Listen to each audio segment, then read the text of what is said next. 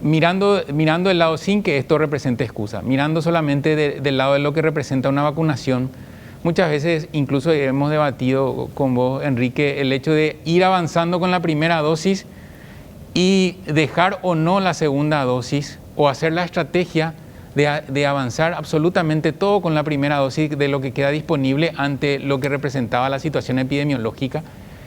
Y obviamente no tener la garantía de cumplir en tiempo y en forma en el periodo o el intervalo con la segunda dosis. Eso tuvimos 3 percances que yo recuerdo, corregime si hay más, pero uno fue con AstraZeneca, que estábamos preocupados por la provisión, después llegó en tiempo, una semana hubo retardo, con Moderna, que sí fue también el de la segunda dosis, donde nosotros realmente estábamos esperando la última provisión, no coincidieron las fechas y hubo un retardo.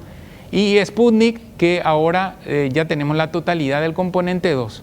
Lo que quiero decir que esta situación es muy diferente a la de otros países que fueron avanzando con las primeras dosis, embarcando más bien eso, y después quedaban con un intervalo que incluso llegaron a proponer la intercambiabilidad porque faltaban dosis para la segunda, o se hablaba de un intervalo mucho mayor, o se hablaba también de la inmunidad híbrida, ¿verdad? De una cuestión de aquel que ya tuvo COVID, bueno, merece una dosis, vamos a ver cómo transita después con este escenario epidemiológico.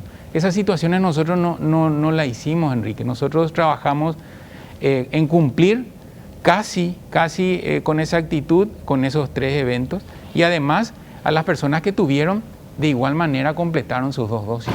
No, eso es categórico. Mira, Héctor, yo no estoy señalando la existencia de estos otros países que están peor que nosotros con el fin de crucificar a nadie, ni a vos, ni al ministro Borba, ni a nadie. Es simplemente porque creo que nosotros tenemos que trabajar con la realidad y no mentirnos a nosotros mismos sobre cuál es nuestra situación, ¿verdad? Pero estos números que vos me estás dando, a mi modo de ver, me alivian con respecto a lo que yo tenía antes de empezar esta conversación contigo, por la corrección que hiciste, ¿verdad? Sin embargo, creo que no tenemos que fijarnos en los países que fracasaron o en los países que están fracasando, Héctor. Y te termino la idea nomás, porque tampoco mi intención en este programa es hablar mal de ningún país. O sea, habitualmente lo hago, pero ahora no es la intención. Yo no quiero que nosotros tengamos ninguna referencia a los programas de vacunación de Bolivia o de Venezuela, mi querido Héctor. Me entiendo. Nuestros programas de vacunación deberían referirse a Finlandia, Suiza y Japón.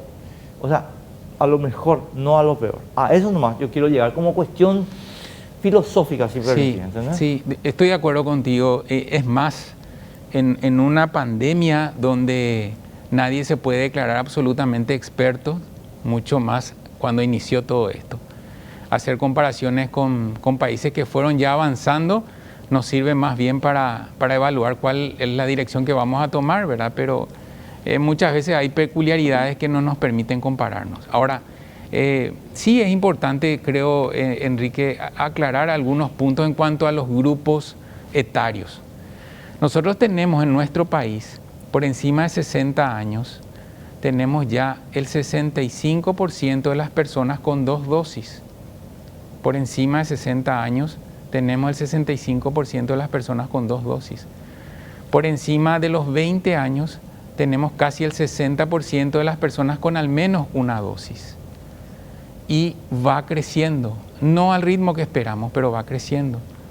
Si hacemos eso, traspolamos eso a que ¿cuál es el objetivo principal de la vacunación?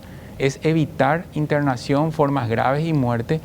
Claramente eso particularmente me alivia y creo que al equipo también, porque estamos nosotros fortaleciendo lo que es una cobertura completa en la población más vulnerable, que sin dudas es la población mayor de 50 años en adelante. Ahí me lleva a una cuestión que yo sí estuve planteando como crítica, Héctor, estos días, estas semanas pasadas, cuando se hizo el anuncio de la vacunación de menores.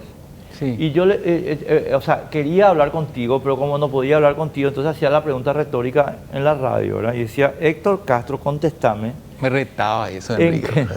¿En qué informes científicos se basan ustedes para habilitar la vacunación de menores? ¿Eso cómo está marchando? Y te reitero la pregunta ahora presencialmente, ¿en qué informes científicos se están basando? Bueno, en realidad es una sugerencia, un parecer favorable que dio el Comité Técnico Asesor de Inmunizaciones